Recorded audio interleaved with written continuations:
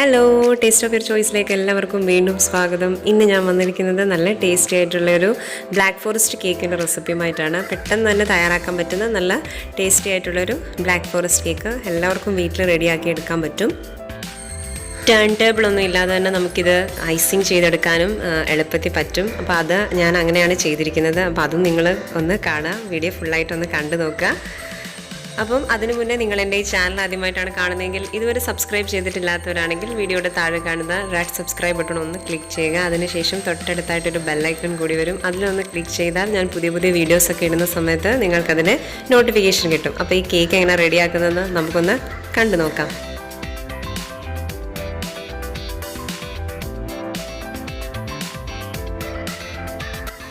ആദ്യം തന്നെ നമുക്കിതിലേക്ക് വേണ്ട കേക്ക് ടിൻ ഒന്ന് റെഡിയാക്കി മാറ്റി വെക്കാം. ഇതിനായിട്ട് ഞാനിവിടെ ഒരു 8 ഇഞ്ചിൻ്റെ കേക്ക് ടിന്നാണ് എടുത്തിരിക്കുന്നത്. അതിലേക്ക് കുറച്ച് നെയ്യ് തേച്ച് കൊടുത്തിട്ട് അതിൻ്റെ മുകളിലേക്ക് ബട്ടർ പേപ്പർ വെച്ചിട്ട് ഇത് നമുക്കൊരു സൈഡിലേക്ക് മാറ്റി വയ്ക്കാം. അപ്പം ബാറ്റർ റെഡിയാവുന്ന സമയത്ത് നമുക്ക് പെട്ടെന്ന് തന്നെ ഇതിലേക്ക് ഒഴിച്ചു കൊടുക്കാം. പിന്നെ ഞാനൊരു ബൗളിലേക്ക് ഇതിൻ്റെ ഡ്രൈ ഇൻഗ്രീഡിയൻസ് നമുക്കൊന്ന് അരിച്ചെടുക്കണം. അതിനായിട്ട് ഞാനിവിടെ 1 കപ്പ് മൈദയാണ് എടുത്തിരിക്കുന്നത്. 250 ml ഒരു മെഷർമെൻറ്റ് കപ്പിൽ, ഏത് കപ്പിൽ വേണമെങ്കിലും നിങ്ങൾക്ക് അളന്നെടുക്കാം.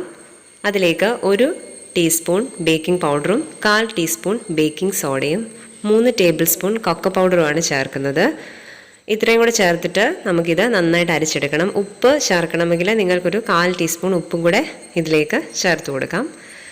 ഇത് നന്നായിട്ടൊന്ന് അരിച്ചെടുക്കുക. 2-3 പ്രാവശ്യം അരിച്ചെടുക്കാൻ പറ്റുമെങ്കിൽ അതുപോലെ അരിച്ചെടുക്കുക. എല്ലാ ഭാഗത്തേക്കും ബേക്കിംഗ് പൗഡറും ബേക്കിംഗ് സോഡയൊക്കെ എത്താൻ വേണ്ടിയിട്ടാണ് നമ്മൾ ഇതേപോലെ അരിച്ചെടുക്കുന്നത്. ഇനി ഒരു ബൗളിലേക്ക് നമുക്കൊരു 4 മുട്ട പൊട്ടിച്ചൊഴിച്ച് കൊടുക്കാം.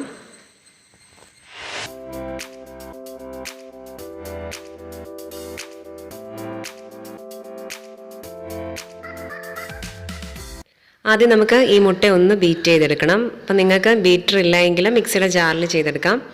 അപ്പം ബീറ്റർ വെച്ചിട്ട് മുട്ട ഒന്ന് മിക്സ് ചെയ്തെടുത്തിട്ട് അതിലേക്ക് 1 ടീസ്പൂൺ വാനില എസൻസും കൂടി ചേർത്തിട്ട് ഇനി നന്നായിട്ട് ബീറ്റ് ചെയ്തെടുക്കണം. നന്നായിട്ട് പതഞ്ഞ് വരുന്ന രീതിയിൽ ഒന്ന് ബീറ്റ് ചെയ്തെടുക്കുക. ഇനി ഇതിലേക്ക് 1/4 കപ്പ് പഞ്ചസാര, പൊടിക്കാത്ത പഞ്ചസാരയാണ്, കുറേശ്ശെ ചേർത്തിട്ട് നന്നായിട്ട് ബീറ്റ് ചെയ്തെടുക്കണം. പൊടിക്കാത്ത പഞ്ചസാര ആയതുകൊണ്ട് തന്നെ നന്നായിട്ട് അലിഞ്ഞ് വരണം. അപ്പം നന്നായിട്ടൊന്ന് കുറേശ്ശെ ഇട്ടിട്ട് നന്നായിട്ട് ബീറ്റ് ചെയ്തെടുക്കാം. പൊടിച്ച പഞ്ചസാരയാണെങ്കിലും ചേർത്ത് കൊടുത്താൽ മതി.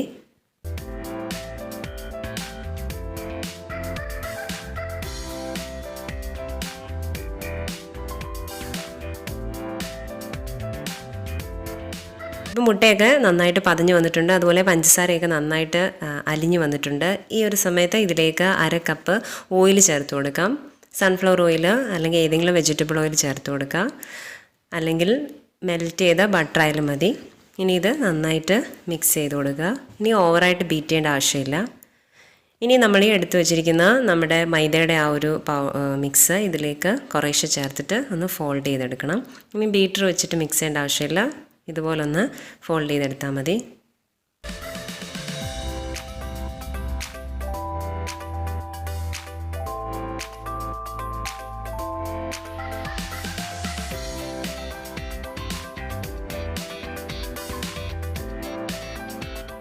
അങ്ങനെ കേക്കിൻ്റെ ബാറ്ററെല്ലാം ഇവിടെ റെഡി ആയിട്ടുണ്ട്. ഇനി നമ്മൾ ആദ്യം റെഡിയാക്കി വെച്ചിരിക്കുന്ന കേക്ക് ടിന്നിലേക്ക് ഇത് ഒഴിച്ചു കൊടുക്കണം.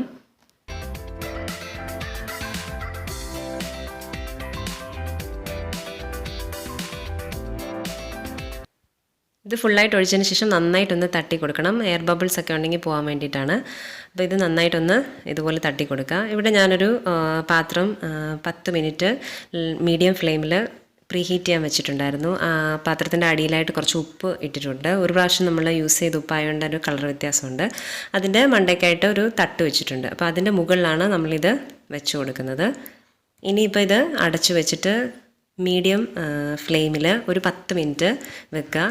അതിനുശേഷം ലോ ഫ്ലെയിമിൽ ഒരു 30-35 മിനിറ്റ് വെച്ചാൽ മതി. കാരണം ഈ ഒരു കേക്ക് ബാറ്റർ ആകുമ്പോൾ പെട്ടെന്ന് ഇത് ബേക്കായി വരും.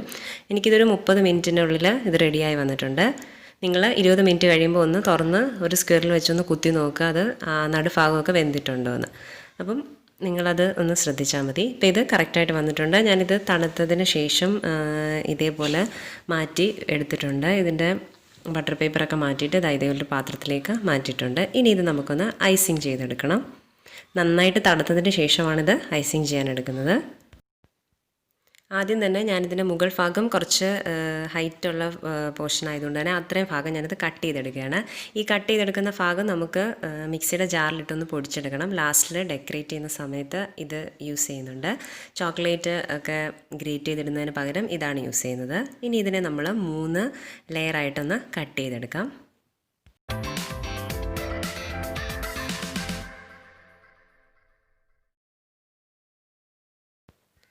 കേക്കിനെ ഇവിടെ 3 ലെയറായിട്ട് കട്ട് ചെയ്തെടുത്തിട്ടുണ്ട്. ഇനി ഇതിലേക്ക് നമുക്ക് വേണ്ടിയതെന്ന് പറഞ്ഞാൽ കുറച്ച് ചെറീസ് ഇതേപോലെ കട്ട് ചെയ്ത് എടുത്തിട്ടുണ്ട്. ചെറുതായിട്ട് നടുക്ക് ഭാഗത്തൊക്കെ ഇട്ട് കൊടുക്കാനാണ്. പിന്നെ വേണ്ടത് കുറച്ച് ഷുഗർ സിറപ്പാണ്. ഒരു ഗ്ലാസ് വെള്ളത്തിലേക്ക് ഒരു 5-6 ടേബിൾ സ്പൂൺ പഞ്ചസാര ഇട്ടിട്ട് ഒന്ന് മെൽറ്റ് ചെയ്തെടുത്താൽ മതി. ഇതൊക്കെ നമ്മൾ ആദ്യമേ ഒന്ന് റെഡിയാക്കി വെക്കാം. ആദ്യം തന്നെ നമ്മൾ ഇതിൽ ഷുഗർ സിറപ്പ് ഒന്ന് ആക്കി കൊടുക്കണം. നന്നായിട്ട് തന്നെ വെറ്റാക്കി എടുക്കണം. ഷുഗർ സിറപ്പ് നന്നായിട്ട് കേക്കിലേക്ക് പിടിക്കണം. അതിൻ്റെ മുകളിലായിട്ട് നമുക്ക് എടുത്ത് വെച്ചിരിക്കുന്ന വിപ്പിംഗ് ക്രീം. അപ്പോൾ വിപ്പിംഗ് ക്രീം ഞാൻ നേരത്തെ തന്നെ ബീറ്റ് ചെയ്തിട്ട് വിപ്പ് ചെയ്തതിന് ശേഷം ഫ്രിഡ്ജിലേക്ക് വെച്ചതാണ്. അപ്പോൾ ഞാനിത് കേക്ക് ബോർഡിലോട്ടൊന്ന് മാറ്റുകയാണ്. ആദ്യം വെക്കാൻ വിട്ടുപോയതാണ്. കേക്ക് ബോർഡിലേക്ക് മാറ്റിയിട്ട് നമുക്ക് ബാക്കി ക്രീം വെച്ച് കൊടുത്തതിന് ശേഷം അതിൻ്റെ മുകളിലായിട്ട് കുറച്ച് ചെറീസ് കട്ട് ചെയ്ത് വെച്ചിരിക്കുന്ന ചെറീസ് ഇട്ട് കൊടുക്കണം. അതിൻ്റെ മുകളിലായിട്ട് സെക്കൻഡ് ലെയർ വെച്ച് കൊടുക്കാം. പിന്നെ ആദ്യം നമ്മൾ ചെയ്ത പോലെ തന്നെ ഷുഗർ സിറപ്പ് ആക്കി കൊടുത്തിട്ട് ക്രീമും വെച്ച് കൊടുത്തിട്ട് അതിൻ്റെ മുകളിൽ ഇതുപോലെ ചെറീസും വെച്ച് കൊടുക്കുക. ഇനി ലാസ്റ്റ് ലെയർ നമ്മൾ ഇതിൻ്റെ മുകളിലായിട്ട് വെച്ച് കൊടുക്കണം. ഇതിൻ്റെ ഏറ്റവും മുകളിലായിട്ട് വെക്കുന്ന സമയത്ത് ഷുഗർ സിറപ്പും ക്രീമും മാത്രം മതി. ഇനി ഫുള്ളായിട്ട് നമ്മളൊന്ന് ക്രീം മൊത്തത്തിലൊന്ന് ആക്കി കൊടുക്കുക. ഫുള്ളായിട്ടൊന്ന് കവർ ചെയ്തെടുക്കുന്ന രീതി മതി. കാരണം നമ്മൾ സൈഡിലൊക്കെ ആ ഒരു കേക്കിൻ്റെ പൊടി ചേർക്കുന്നുണ്ട്, അല്ലെങ്കിൽ ഗ്രേറ്റ് ചെയ്യുന്ന ചോക്ലേറ്റ് ആണെങ്കിൽ അങ്ങനെ നമ്മൾ ചെയ്ത് കൊടുക്കുന്നുണ്ട്. അതുകൊണ്ട് തന്നെ ഒരുപാടങ്ങ് ഫിനിഷിംഗ് ഒന്നും വേണ്ട. സൈഡൊക്കെ ഒന്ന് ഫുൾ കവർ ചെയ്തെടുത്താൽ മാത്രം മതി.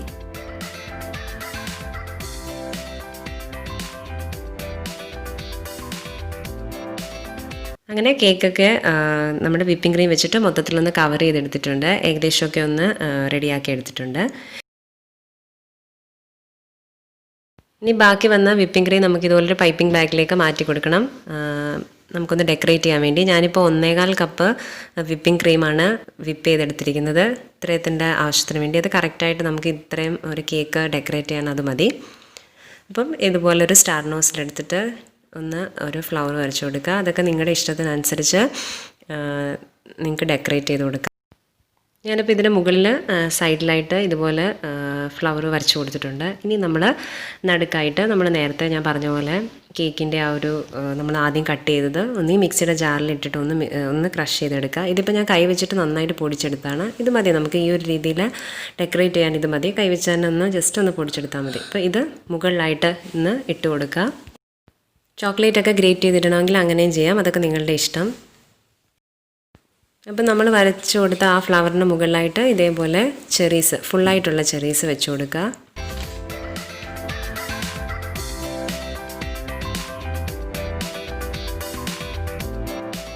ഇനി അതിൻ്റെ ബാക്കി കേക്കിൻ്റെ ആ ഒരു പൊടി മിക്സ് നമ്മളിതിൻ്റെ സൈഡിലായിട്ട് ഒന്ന് ഡെക്കറേറ്റ് ചെയ്ത് കൊടുക്കണം. ഫുള്ളായിട്ടൊന്ന് കവർ ചെയ്ത് കൊടുക്കുക. വിപ്പിംഗ് ക്രീം ഉള്ളതുകൊണ്ട് തന്നെ ഇത് നന്നായിട്ട് അതിലിങ്ങനെ പിടിച്ചിരുന്നോളും.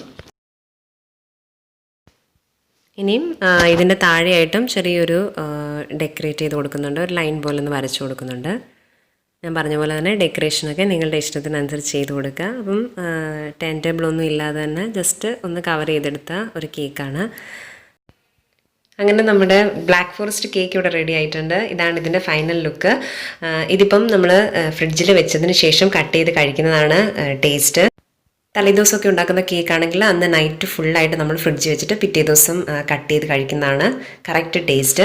അപ്പം നിങ്ങളെല്ലാവരും ഒന്ന് ട്രൈ ചെയ്ത് നോക്കുക. നിങ്ങൾക്ക് ശരിക്കും ഇഷ്ടപ്പെടും. നല്ല ടേസ്റ്റി ആയിട്ടുള്ളൊരു ബ്ലാക്ക് ഫോറസ്റ്റ് കേക്കാണ്. എല്ലാവർക്കും അറിയാം എന്ന് എനിക്കറിയാം. എന്നാലും ആദ്യമായിട്ടൊക്കെ ചെയ്യുന്നവരുണ്ടെങ്കിൽ ഇതുപോലെ ഒന്ന് ട്രൈ ചെയ്ത് നോക്കുക.